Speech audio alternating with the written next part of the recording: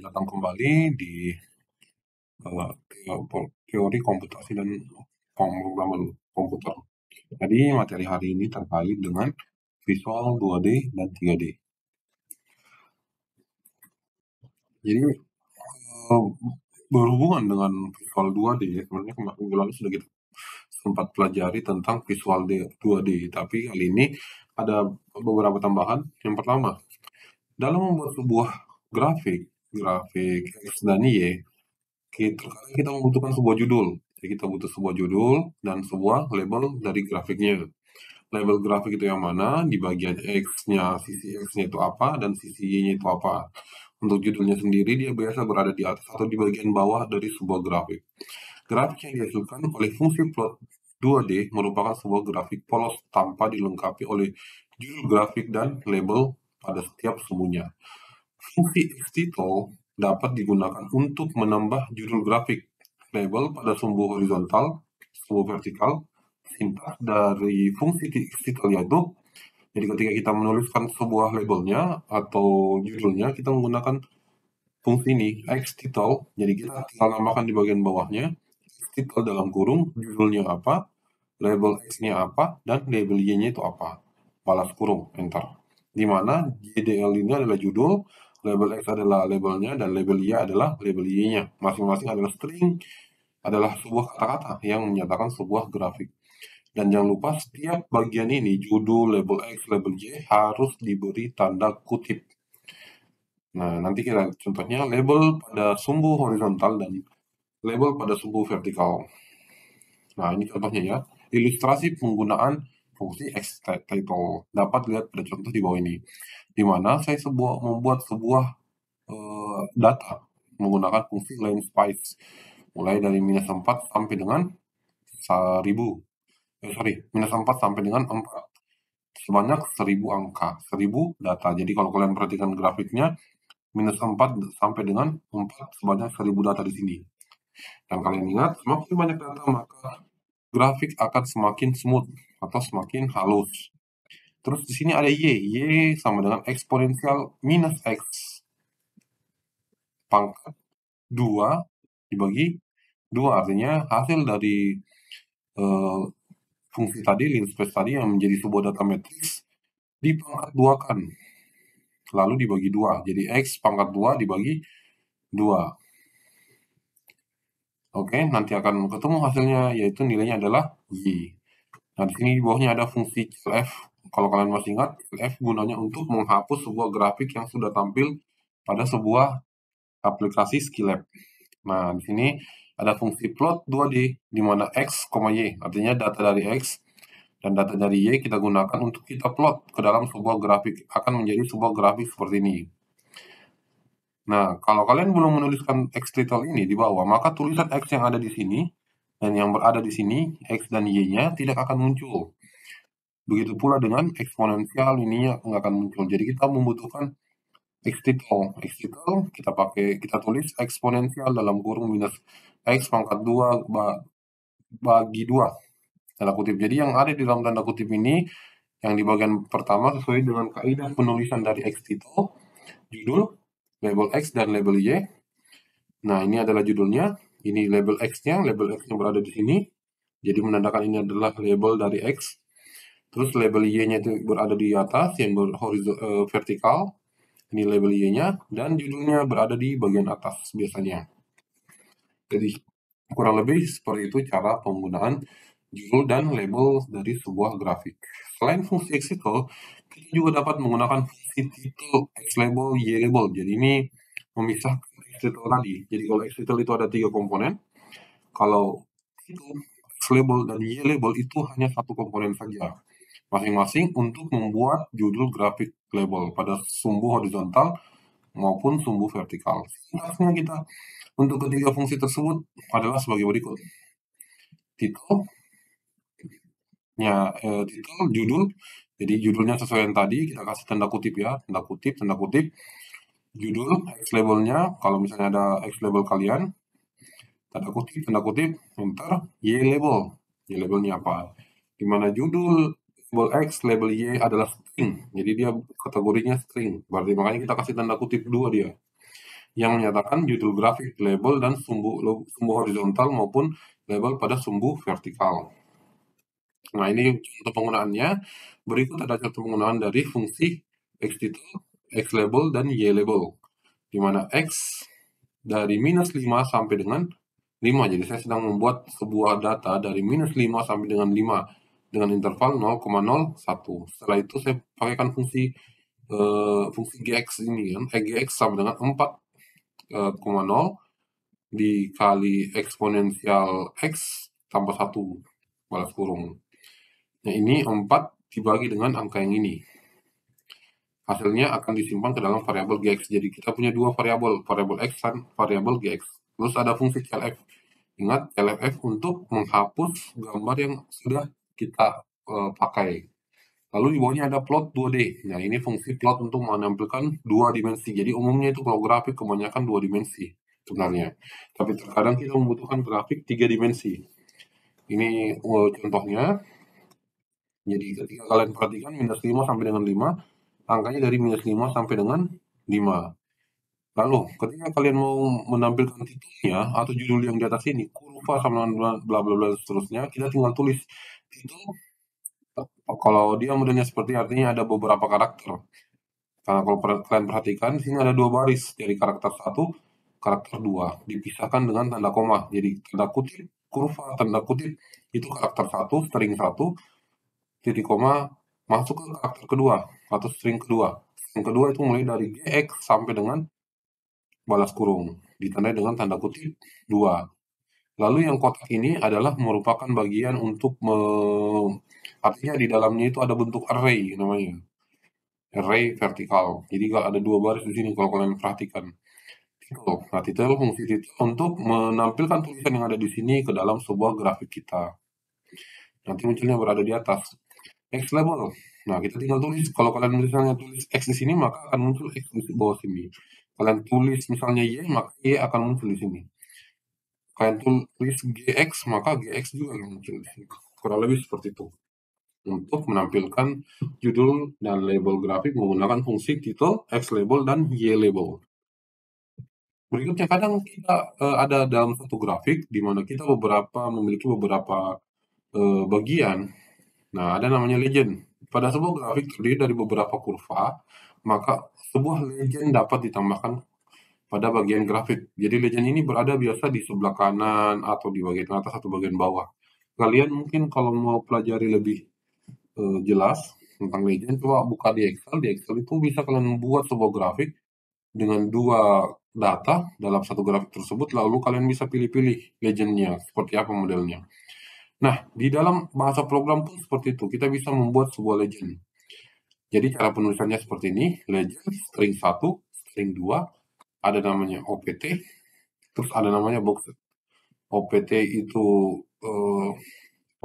jenisnya ya, jenisnya, lalu box itu apakah dia ada kotaknya muncul atau tidak.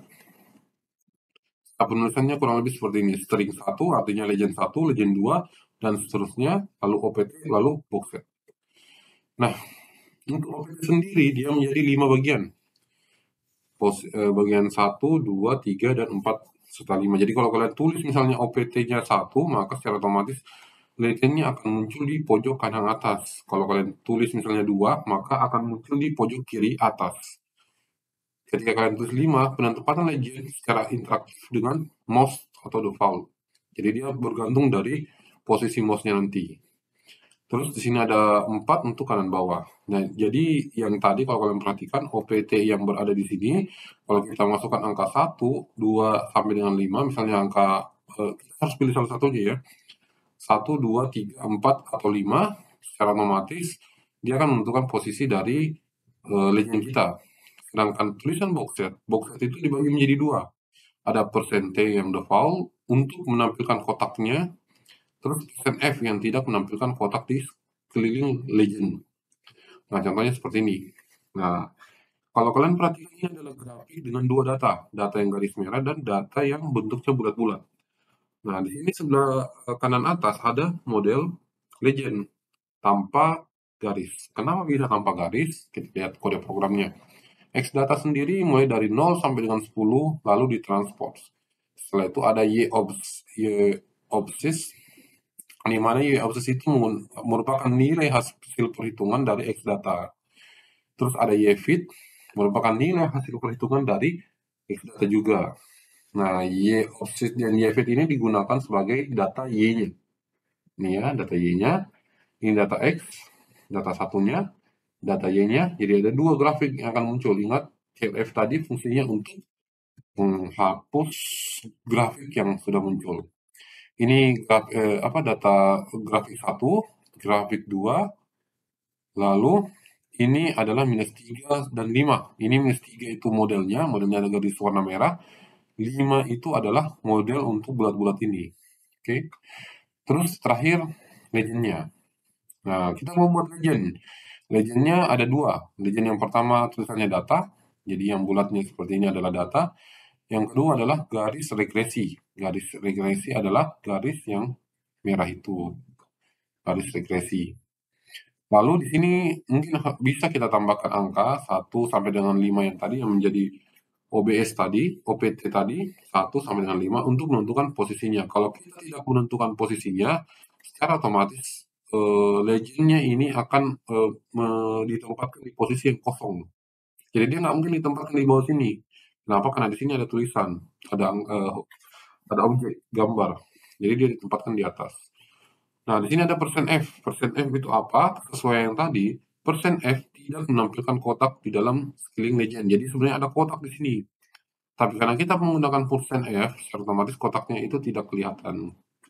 Jadi kalian bisa uji dengan menuliskan data-data ini, yang ini, dan seterusnya sampai dengan legend. Coba ganti dari persen %F menjadi persen %T. Kalau persen %T mungkin secara otomatis kotaknya akan muncul. Lalu di bawah sini ada fungsi yang tadi, X title. Jadi ini adalah sebuah grafik tanpa judul karena judulnya nggak ada. Tapi ada X title-nya dan Y title-nya. X title-nya adalah tulisan X dan Y title-nya adalah Y. Berikutnya masuk ke skala sumbu-sumbu grafik. Jadi grafik ini kita bisa atur sebenarnya skalanya. Mau lebih detail lagi atau kita bisa atur angka-angkanya menggunakan fungsi skala sumbu-sumbu grafik. Jadi selain skala linear, sumbu horizontal, sumbu vertikal pada suatu grafik juga dapat menggunakan skala logaritma. Jadi yang 10 pangkat 1, 10 pangkat 2 itu kita bisa menggunakan juga ke dalam sebuah fungsi kita. Pengaturan skala sumbu grafik dapat dilakukan menggunakan argumen optional flag. Jadi ada namanya fungsi keterangan namanya log flag yang terdapat pada fungsi plot 2D dengan sintaks sebagai berikut. Plot 2D X, Y, ini data X-nya, ini data Y-nya, lalu menggunakan fungsi log flag SKL. SKL adalah tanda di mana skala yang digunakan pada sumbu horizontal dan vertikal. Jadi tandanya seperti apa? Nilai argumen skala adalah salah satu sebagai berikut. Jadi SKL ini kita bisa ganti menjadi NN, NL, dan LL.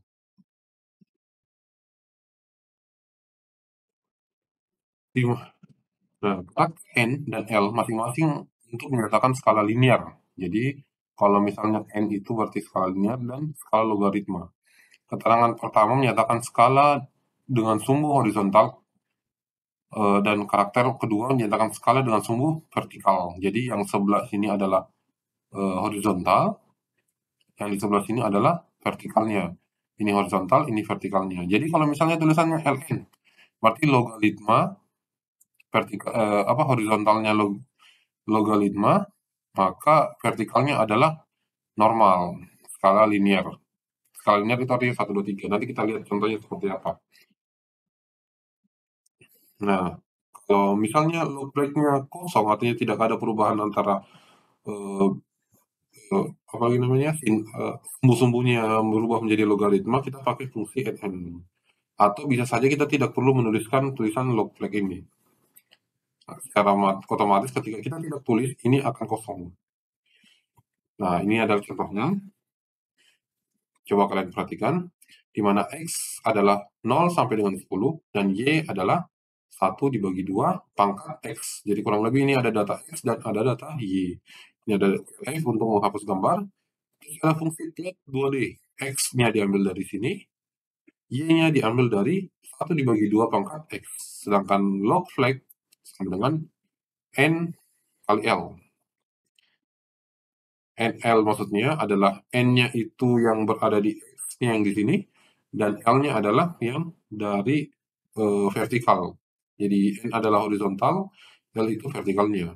Untuk horizontalnya ternyata dia menggunakan kode N. Kalau kita kembali seperti tadi, N adalah karakter yang menyatakan skala linear. Skala linear itu yang mana? 0 sampai dengan 1 sampai dengan 10. Itu adalah skala linear.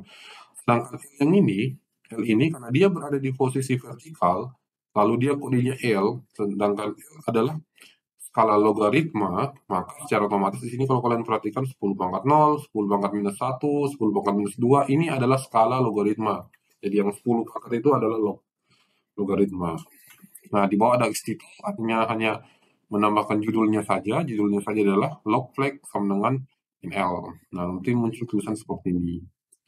Jadi yang perlu kalian ingat, sumbu-sumbu grafik itu kalau kita menggambar sebuah grafik, kita harus jelas apa sumbunya, apakah dia berbentuk linear, angka linear, atau dia berbentuk logaritma. Nah, ketika dia berbentuk logaritma, kalian mempunyai 4 buah pilihan. Pilihan yang pertama normal, yang kedua itu horizontalnya normal, tapi vertikalnya logaritma.